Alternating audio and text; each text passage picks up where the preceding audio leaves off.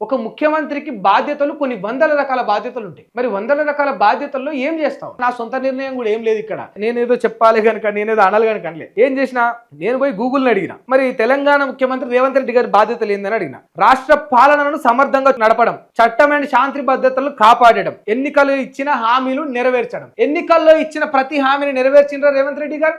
మరి నెరవేర్చలేనప్పుడు ఆయన ఉంటున్న పదవికి, ఆయన కూర్చున్న సీటుకు ఈస్ నాట్ క్యాపబుల్, ఆయన దానికి అర్హుడు కాదు, ఆయన దానికి సూటబుల్ కాదు అని నేను కాదు, రాజ్యాంగం చట్టాలు ఇవే చెబుతుంది. రైట్, ఇది రాష్ట్ర అభివృద్ధి, రోడ్లు, నీరు, ఉద్యోగాలు వీటన్నిటిని కూడా పూర్తి చేయడం. మరి నిజంగా రోడ్లన్నీ బాగైపోయినా? ఆ చేవల దగ్గర యాక్సిడెంట్ అయ్యి 200 మంది 300 మంది చేస్తారు. మొత్తం హిస్టరీ తవ్వితే రోడ్లు బాగాలేక ఎన్ని యాక్సిడెంట్లు జరుగుతా ఉన్నాయి. ఉప్పల్ దగ్గర నేను చెప్పిన కనీసం ఒక ఫ్లైఓవర్ పూర్తి చేయలేకపోయిండు. మీరు వచ్చిన 2.5 ఏళ్లలో ఆ మూలమలుపు దగ్గర, ఆ చెరువు కట్ట దగ్గర టర్నింగ్ తీసుకునేటప్పుడు యాక్సిడెంట్లు అయి పడి బస్సుల కింద పడి చచ్చిపోతా ఉన్నారు సార్ జనాలని. మొత్తుకుంటున్నాం రోజు. ఉప్పల్ టు నారపల్లి పోవాలంటే ఒక్కొక్కడికి భయం అవుతా ఉంది, ఇబ్బంది పడతా ఉంది, కళ్ళలో దుమ్ము పడి ఇన్ఫెక్షన్ వస్తా ఉంది. ఇవన్నీ కూడా పట్టించుకుంటాడు. ఒక రాష్ట్ర ముఖ్యమంత్రిగా మీరు చేయాల్సిన కనీస బాధ్యతలుగా రోడ్లు, భవనాలు, వీధి దీపాలు ఇవి కూడా చేయకపోతే ఇంకెందుకు? నేను కాదు, అనర్హుడు అని చెప్తుంది, చట్టం చెప్తుంది.